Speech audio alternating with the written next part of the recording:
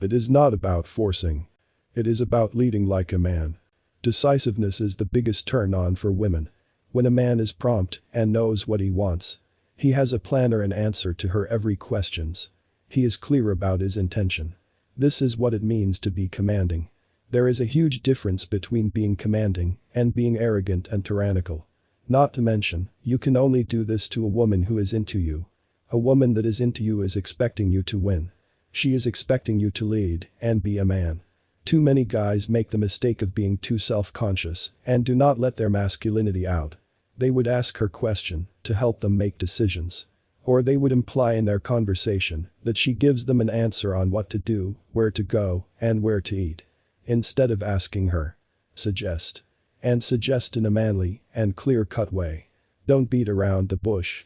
Suggest, and 9 times out of 10 she will agree. This is the case in first dates and new interactions.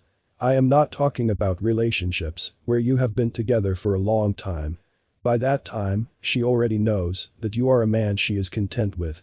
But you can still exercise your firmness and decision-making at any point in relationship. And she will love it. Then there is an argument about women being independent and strong. And they should be able to do it all by themselves. They should. And they do when they are single. But what's the point of having a man if she has to do all the same things she did when she was single? She can just hang out with her friend. And sex is not that much of a problem for women. So why she needs you? It is all modern-day fairy tale that women do not want a strong and commanding man. She can do it all by herself. There is a big difference in being able to do it and then wanting to do it. Women will always cherish a man with a commanding nature.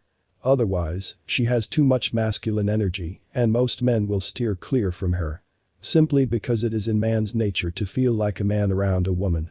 If she challenges your masculinity, then you will not be able to last with her. She can only be suitable for a feminine man or an obnoxiously masculine man who overshadows her masculine energy. Only your mother or grandmother should be allowed to treat you like a child.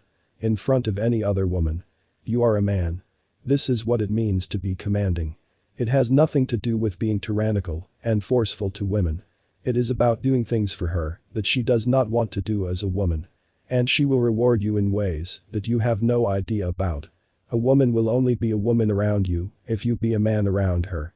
This is the very reason why so many guys get in the friend zone. Because you do not establish a premise that you are a man and she is a woman. You come out as one of her besties. So, it is only natural for her to not feel that man-to-woman attraction. The part 1 of this video was implying the same thing. That is, you don't have to actually command her like she is your servant and make her life miserable. That is what weak men do. But make no mistake. Nobody wants you to be a man more than a woman who wants you. She craves it and adores it. The only exception is the women who are into feminine men. And that's a story for another day. Do not ask, suggest. Do not imply, be direct. Do not be self-conscious and hide in your shell. Be a man that God has created you to be. And see how women respond to you with warm and captivated eyes. There is no question that a woman is capable of pretty much doing anything a man can do. But she is not a man. You are. There was a reason that 2 sexes were created. They perfectly complement each other if only they understand their roles. There is a reason why women do not go for engineering degrees. And nursing profession is dominated by females. Men dominate in military for a reason. Although, feminism is pushing women very hard to compete with men in every calling. There is no competition. Only complementation. They are a team. Not opponents. Yet this modern trend of female empowerment is only pushing females to defy their nature and go for flashy things which leaves them unsatisfied in the end. The 1% women at the top are glorified, while the 99% women are being ignored who are actually facing the consequences of this empowerment. She is warm, nurturing and healing being. And you are the provider, the protector, the fighter. This is the world order that is sustainable.